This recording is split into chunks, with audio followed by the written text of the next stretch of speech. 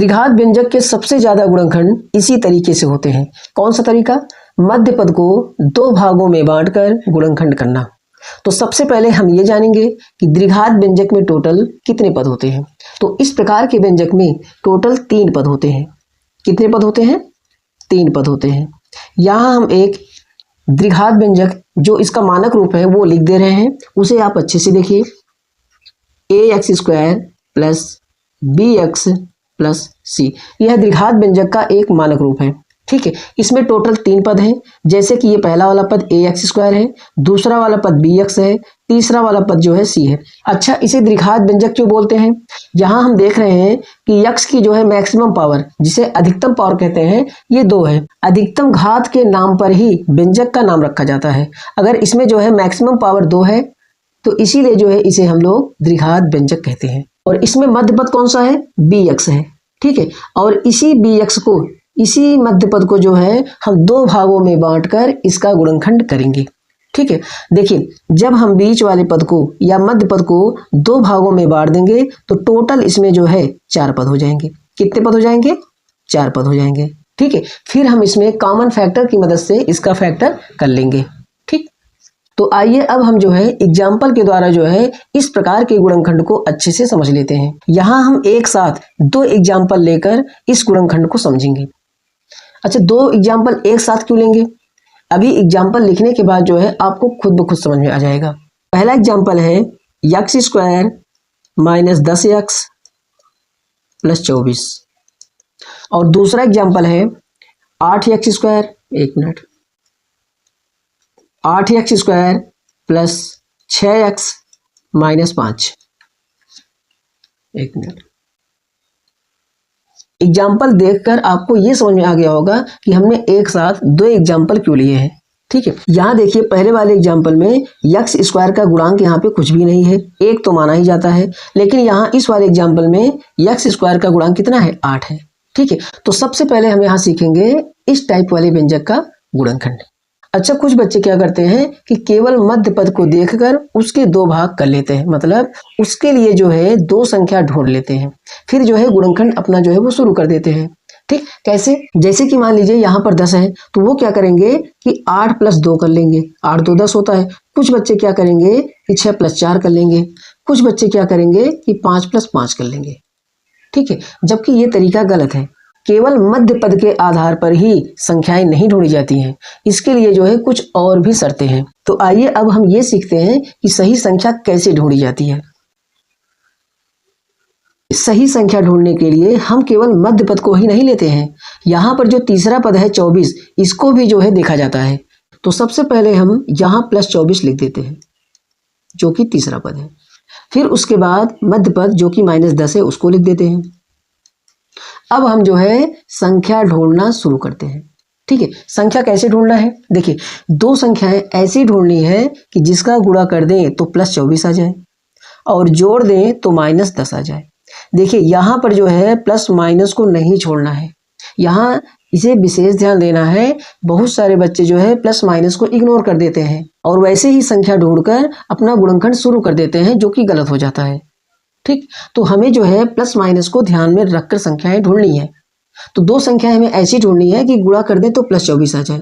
अच्छा, यहाँ एक बात और आप समझिए कि देखिए सबसे पहले गुणा वाला देखिए कि चिन्ह क्या है? प्लस है ना, तो गुणा करने पर प्लस आना चाहिए। तो गुणा करने पे प्लस कब आता है? या तो दोनों प्लस प्लस रहेंगे या तो दोनों माइनस माइनस रहेंगे।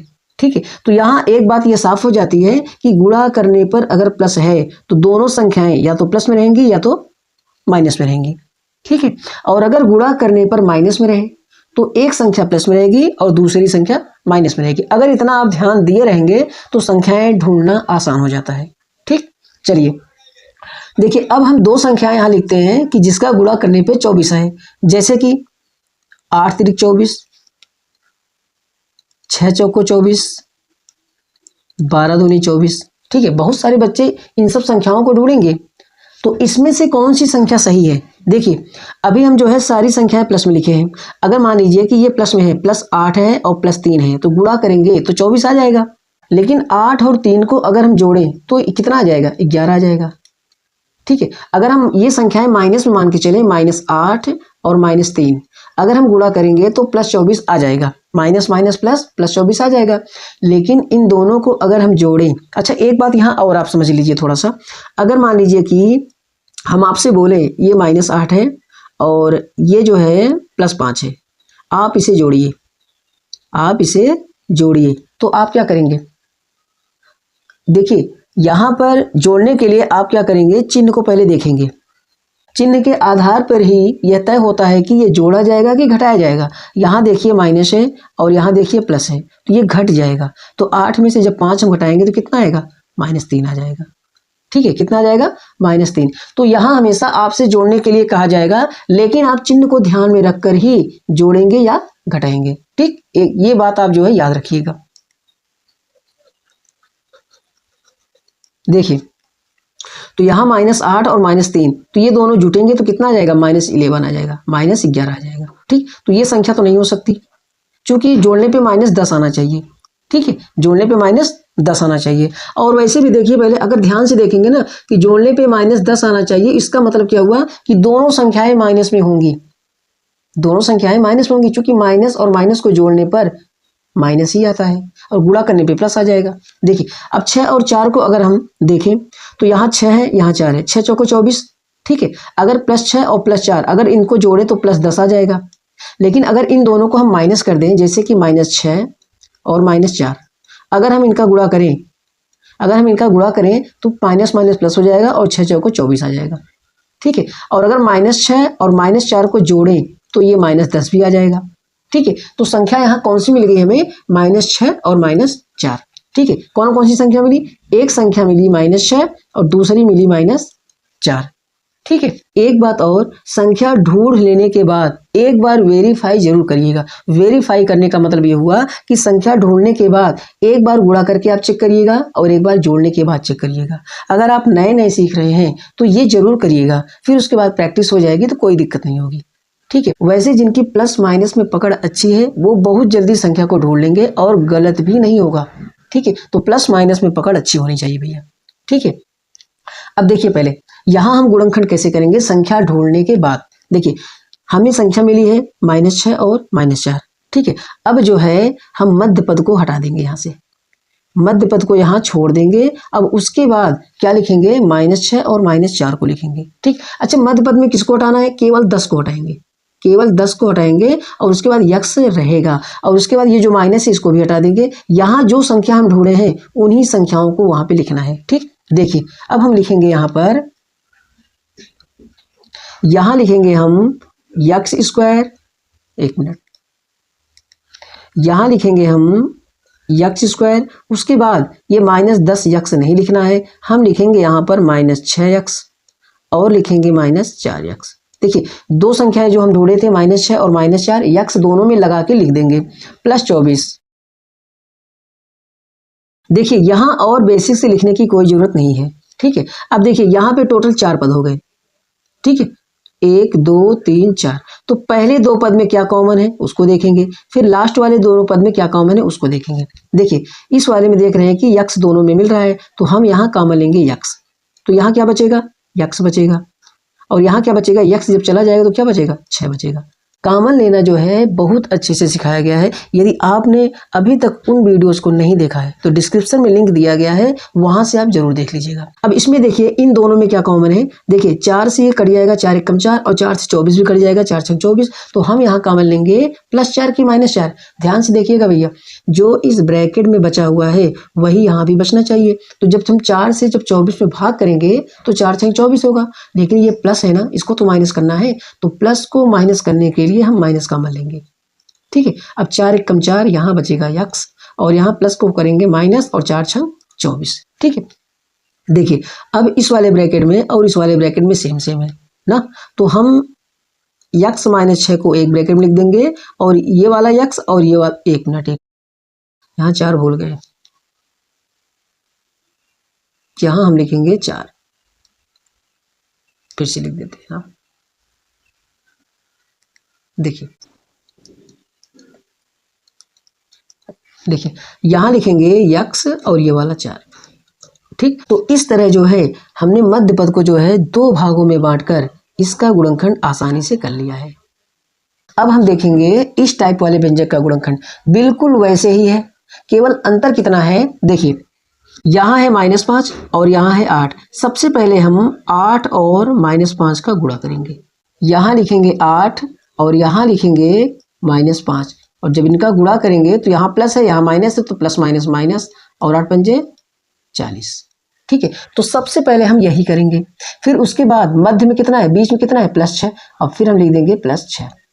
ठीक है, अब देखिए जैसे यहाँ पे +24 था, -10 था, वैसे यहाँ पे -40 है और +6 है। ठीक, अभी अभी हम आपको बताए थे कि गुणा करने वाला सबसे पहले देखिए कि इसका चिन्ह क्या है, तो इसका चिन्ह यहाँ पे माइनस है, तो इसका मतलब क्या हुआ, एक संख्या प्लस होगी और एक संख्या माइनस में होगी। ठीक है, तो चलिए दो संख्या हम ढूंढते हैं जिनका गुणा करने पर 40 आए। तो 8 पंजे 40, 10 चौको 40, 20 दूना 40 भी होता है। ठीक है, तो चलिए पहले इसमें ट्राई करते हैं हम। मान लीजिए कि 8 और 5 को ले, देखिए एक प्लस होगा एक माइनस होगा। यहाँ अगर हम ध्यान दें कि जोड़ने पे कितना आना चाहिए, +6 आना चाहिए, तो इसका मतलब क्या हुआ, इसका मतलब ये है कि बड़ी वाली संख्या प्लस होगी और छोटी वाली संख्या माइनस होगी। ऐसा क्यों, देखिए अगर बड़ी संख्या प्लस है तो उसी से घटेगा ना, तो उसी का चिन्ह उतरेगा। तो देखिए यहाँ पे +6 आ रहा है, तो इसका मतलब प्लस वाले से घटेगा तभी तो प्लस आएगा। तो यहाँ पर जो है बड़ी संख्या प्लस करेंगे और छोटी संख्या माइनस करेंगे। देखिए यहाँ पर अगर हम 8 में से 5 घटाएं तो 3 आएगा, जबकि +6 आना चाहिए। यहाँ दूसरे नंबर पर अगर हम देखें तो यहाँ देखिए 10 और 4 है, तो 10 में से अगर 4 घटाएंगे तो 6 आ जाएगा ना। तो 10 को करेंगे प्लस और 4 को करेंगे माइनस। ठीक, तो दो संख्या में कौन कौन सी मिली भैया, एक संख्या मिल गई +10 और दूसरी संख्या मिली -4। ठीक, तो चलिए अब हम करते हैं गुणनखंड। अब मध्य वाले पद को यहाँ से हटाना है और जो संख्या हम ढूंढे हैं उसी को यहाँ पे लिखना है। तो सबसे पहले हम लिखेंगे 8x², फिर लिखेंगे +10x प्लस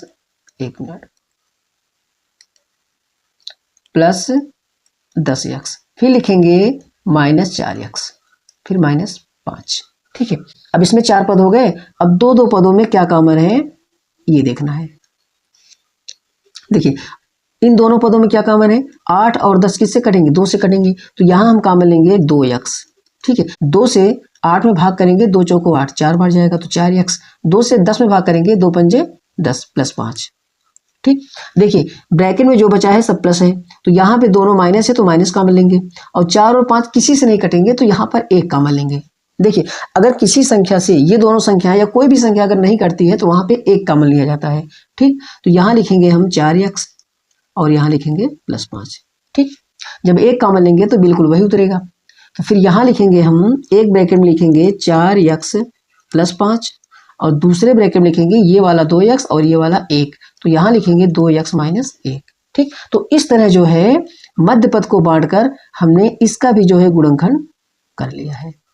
ठीक, तो चलिए एक दो क्वेश्चन की प्रैक्टिस भी कर लेते हैं। निम्न व्यंजक का गुणनखंड कीजिए। तो गुणनखंड करने के लिए हमें सबसे पहले दो संख्याओं को ढूंढना होगा। ठीक है, और दोनों संख्याओं को ढूंढने के लिए 12 और 6 का गुणा करना पड़ेगा ताकि हमें ये पता चले कि कौन सी दो संख्याएं ढूंढनी है। तो यहाँ हम करेंगे गुणा, सबसे पहले 12 और -6 का गुणा, तो 12 6 हो जाएगा -72। और मध्य पद कितना है यहाँ पे, देखिए मध्य पद यहाँ पे कुछ नहीं दिया है तो 1 माना जाएगा, यक्स का गुणांक 1 है, तो यहाँ लिखेंगे हम +1। ठीक है, अब यहाँ देखिए गुणा करने पे क्या आ रहा है, माइनस में, तो इसका मतलब क्या हुआ कि एक संख्या प्लस में होगी और एक संख्या माइनस में होगी। अच्छा, कौन सी संख्या प्लस में होगी, कौन सी संख्या माइनस में होगी, यहाँ देखिए यहाँ पर प्लस है, तो इसका मतलब बड़ी वाली संख्या प्लस में होगी और छोटी वाली संख्या माइनस में होगी। तो संख्या कौन सी मिलेगी, 9 और 8 अगर लें, ठीक है, तो 9 8 72, यहाँ पे हम +9 कर दें और यहाँ पे -8 कर दें, तो 9 में से 8 घटाएंगे तो 1 आ जाएगा, और गुणा करेंगे तो -72 भी आ जाएगा। ठीक है, तो इस तरह जो है संख्या ढूंढने के बाद वेरीफाई जो है जरूर करिएगा। ठीक, वेरीफाई करने से जो है क्वेश्चन गलत नहीं होता है। तो चलिए अब हम जो है इसका जो है गुणनखंड कर लेते हैं। अब हम यहाँ लिखेंगे 12x², फिर उसके बाद अब देखिए प्लस यक्स को नहीं लिखना है, अब हमें लिखना है +9 और -8, तो यहाँ लिखेंगे हम +9x और लिखेंगे -8x, फिर लिखेंगे -6। ठीक है, अब इसमें टोटल 4 पद हो गए। अब हम देखेंगे कि इन दोनों पदों में क्या कॉमन है और लास्ट वाले दोनों पदों में क्या कॉमन है। ठीक है, 12 और 9 किससे कटेंगे, ये 3 से कटेंगे, तो यहाँ कॉमन लेंगे हम 3x। ठीक है, तो यहाँ क्या बचेगा, यहाँ बचेगा 3 चौको 12 4x और यहाँ बचेगा 3 त्रिक का 9 प्लस 3। अब इसमें देखिए क्या कॉमन है, 8 और 6 किससे कटेंगे, 2 से कटेंगे और यहाँ दोनों में माइनस है तो माइनस भी कॉमन लेंगे, यहाँ लिखेंगे हम 2। ठीक है, 2 से जब भाग करेंगे 2 चौको 8, यहाँ आएगा 4x और 2 तिहाई 6 और ये प्लस हो जाएगा, यहाँ बचेगा प्लस 3।